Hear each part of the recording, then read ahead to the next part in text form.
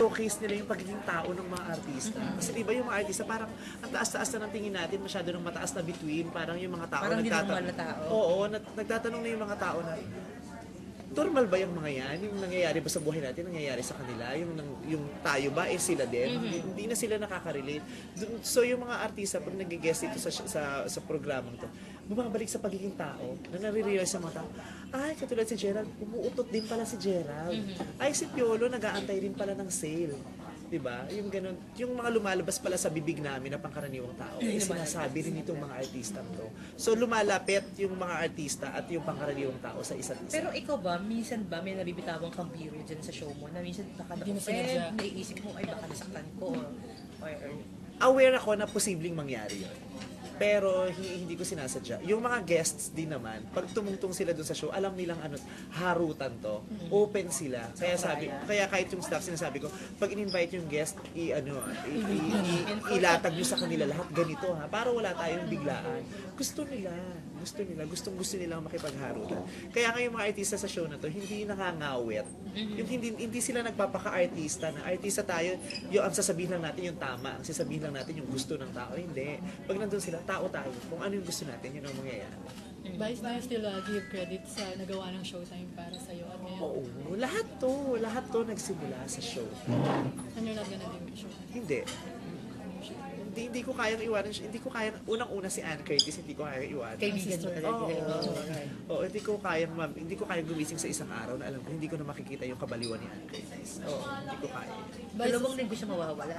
Oo, bakasyon at saka merong family, kasal ng kapatid. Si Chris po, parang thankful siya sa friendship na binibigay niyo sa kanya at kahapon magkasama kayo sa Eco Park. Hindi, si Eco Park, sa taping niya rito sa With TV, with Cheese. With Cheese. Ano po yung feeling na si Chris Aquino po ay talagang ina-appreciate kayo? Masaya, at saka na-realize ko nga, si Chris Aquino, pangkaraniwang tao rin naman pala. Dati kasi natatakot ako dyan. Halos lahat yata nang hindi nakakakilala kay Chris Aquino ay nai-intimidate sa kanya. Pero nung naging kaibigan ko siya, wala, normal lang din. Wala namang masyadong pinagkaiba. Yung mga pagkakamaling ginagawa natin, inagagawa ni Chris Aquino. Kaya masarap. Ano siya sa friend? Pag nakilala mo, sino siya? Pag naging bilang kaibigan? Pag nakilala mo si Chris Aquino at naging kaibigan mo siya, isa siya sa pinakamabubuting kaibigan na magkakaroon ka. Paglalabang kanya talaga. Oo, kahit minsan nga umu-OA na siya, yung ganun. At saka ini-involve niya yung sarili niya sa buhay mo. Yung ganun, magiging bahagi siya ng buhay mo. Kaya ang saya kasi sa sobrang dami ng ginagawa ni Chris Aquino at iniisip niya, isinasama niya pa ako doon. Concerned siya sa lahat sa trabaho, sa personal kong buhay, sa itsura ko, sa kutis ko, sa damit na sinusuot ko, lahat pinapakialaman niya. Parang niya akong baby. Sabi niya nga, feeling ko ikaw talaga magiging jowa. Yun nga, may mga lokong na magiging jowa mo Sabi, siya. si James hindi ko ginaganito, ganun siya. Ikaw talaga, pagising ko gusto ko makakausap na kita. Hindi ba na magkakaroon ng possibility? Hindi, kasi si James talaga ang gusto ko. Vice, kasi kahapon, people are asking, ano ang score talaga ni Miss Chris and Cheese? Wala friend, namang, walang anything kay Chris kasi at saka kay Cheese. Ako lang yung kinikilig talaga para sa kanila. Ako nga yung makumbinsi. Kasi crush ko si Cheese. Ako yung makumbinsi na, uy, pag niligawan ka niya, makipag-date ka talaga, ganyan. Oo. So wala pa pong ligawang? Wala pa silang ganun. Wala at all. Ano po ina-advise nyo kay Miss Chris in terms of love life bilang magkaibigan kayo? Sis expert ka sa love. Oo. Wow! Nasa mukha niyo pong expert. Hindi ko, wala kasi ako sa posisyon mag-advise dahil... Pag nagkakakwentuhan kayo, mga ganun. Hindi, at tawag dito, sige aminin ko, nakikialam ako talaga. Since nakikialam din naman siya sa akin, nakikialam din ako talaga sa kanya. Pag may mga nalilig sa kanya, ayoko niya. May say. Sinisiraan ko talaga sa kanya lahat. Oo. Sino siya ka, friend? Sino ayaw mo? Ayaw akong mag-name drop. Basta inaano ko. Sabi ko nga sa kanya na karan, sige nga, imagine mo, pag nagkatulog kayo, gigising ka sa umaga, tapos yung ganyang mukha kang katabi mo. Ano sabi niya? Sabi niya, sama na ugali mo, ganyan. Tapos bigyan oo nga, kaya siya nga gano'n. Tapos siya naman, naaaliw din siya. Kasi nga, di ba, sa punto ng buhay to ni Chris Aquino, parang, nahihirapan na rin siyang mag-trust ng friends. Kukunti lang sabi niya, iilan lang kaibigan ko, pero itong lahat ng kaibigan ko meron ako. Sobrang tinetreasure ko na sa kasi ito yung mga kaibigan ko, hindi ako piniplease. Diba? Yung iba kasi, diba, kakaibigan siya para i-please siya kung anong gusto niya na ibibigay. Kami hindi namin siya piniplease. Kami nga ni Miss Shasha, super okay siya sa amin lagi. Siya yung tahimik, kami yung ino-okay namin siya. Ay, hindi namin gusto, ganun kami lagi. Pero Vice, kung i-sinachaka mo yung ibang di mo type na nalang sa kanya, kay Cheese, Botong-botong. Sobrang bottom-bottom kay Cheese, oo. Para Bakit? sa akin. Bakit ba? Para sa akin. Sa'yo. Hindi, kasi crush ko talaga si Cheese. Ay, Kasi hindi ko naman ma-achieve siya. Oo, kay Chris na lang. Friend mo na lang Oo, at least kung ibigay. mag-jowa niya si Cheese, kasama ko rin lagi si Cheese kasi kasama ko lagi ni Ay, Chris. kasi ang close friend din ni Miss Chris Aquino, si Sweet. Hindi ka ba nag-worry na baka mamaya? magkaroon Hindi, ng kasi si selos sa- Sweet, tatay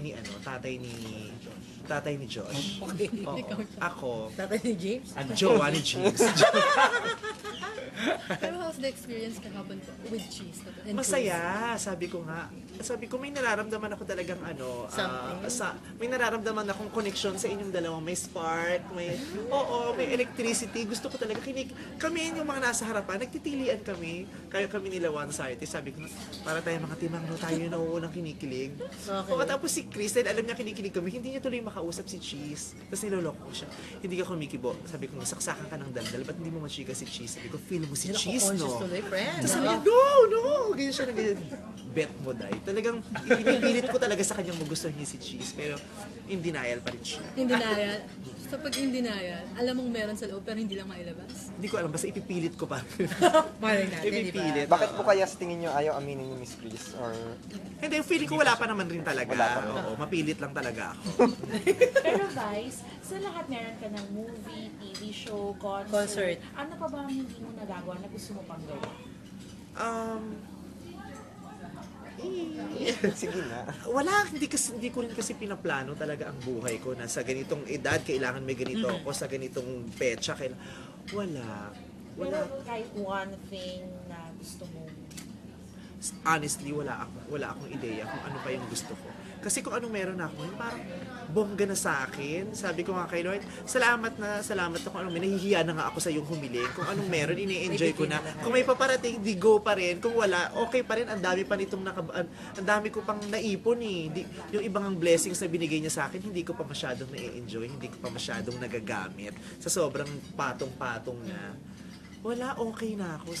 Pwede na akong mamatay, promise. Pero Vice, bibili ka ba ng Promise. Oo, Life. talaga. Life, Kasi yung nanay ko na, basta naibalik ko na yung nanay ko, nabigyan ko na siya ng bahay. Siguro ang isang dahilan lang kung ba't ayoko pa rin mamatay, kasi ayoko umiyak kay nanay ko. Din yun. Kasi iiyak siya pag namatay ako. Pero okay na ako, na fulfilled na rin ako sa buhay kong ito. Vice sa material, bibili ka ba ng private plane? Ay, hindi ko naman kailangan yun. Yacht? Oo, yung private plane. Mansion abroad? Mga Mansyon. ganun. Siguro yung mansion pwede, sige, iba yung bahay, pero yung private plane siguro sobrang luho na nun. Tama. Hindi na, masyado, di ba, anumang bagay na sobra hindi na maganda, masama na. Parang sobra na. Special someone. Naghahanap. Love life. Meron akong ang dami kong inspirasyon eh. Ang dami kong voice. Okay, Tinext kasi ako nun si Cheese nung birthday ko, kaya naging talaga siya. Oy, sisihin natin yung mga boys. Uy, nakakahiya! Number one, John Avila, ano ba? Kamusta na? May Okay communication? naman siya.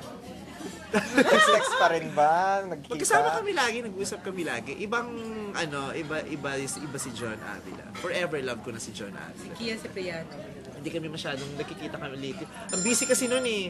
Bumuboom din ang career niya si Kian Cipriano eh. Pero yung isang kanta sa album ko na nirelease ngayong araw na ito, si Kian ang gumawa. Si Paolo Villale. Wala na siya. Bakit? Di na nagparamdam? Time lang ba ang ano? Wala na siya. Kailan ba to? Nung isang araw nga, papunta kaming Italianis ni Ryan Bang. Pagpasok namin, nandun si Paolo Hubaldi. Hindi na lang ako pumasok. Bakit? bakit? Na-miss ko siya eh. Masaktan Hindi, niya. ang tagal na kasi namin walang contact ni Paolo. Walang contact ni Paolo. Parang, Linawin. Hindi na kami nagkikita, hindi na kami nakakapag-text, hindi na kami tsaka wala lang. Sa dami kasi ng invitation ko rin sa kanya, ang dami niya rin tinurn down. Kaya sabi ko, ay siguro hindi na magtutuloy itong friendship na to. Hindi katulad nila Try mo John, naman katulad ng iba na dire-diretso ang friendship. Kaya sabi ko, ang bongga nitong mga lalaking to. Kasi hindi for the show lang, hindi for showtime, hindi para makapag pakinig. Kahit off-cam, friends kami, lumalabas kami, nagtatawagan kami. So may feeling ba doon, Vice, na may bitterness ba? Or May showtime po. Showtime Parang lang pala. nagamit lang yung kilig factor nyo? Ay, hindi talaga naman ginamit talaga namin yung kilig factor for the show. para sa mga tao na rin kasi nakita namin nag-enjoy sila. Alika i-maximize na natin tong paghaharot na to. Pero hindi din naman ako galit sa kanya. Wala. Tampo. Hindi din. Na-realize ko lang siguro na hindi siguro hahaba yung friendship. Oo. Sian Busy rin kasi siya kasi 'di ba? Basketball araw-araw nagpa-practice, nag-ensayo, puspusan ng paglalaro. Kaya iba ang mundo niya. Si Sian din. Si Sian. Lagi kayo sa Twitter nagpapalitan ng mga sweet. Alam mo na. Oo, nahihiya nga ako dyan kasi ang dami, hindi ko na naibabalik yung pagmamahal niya sa akin.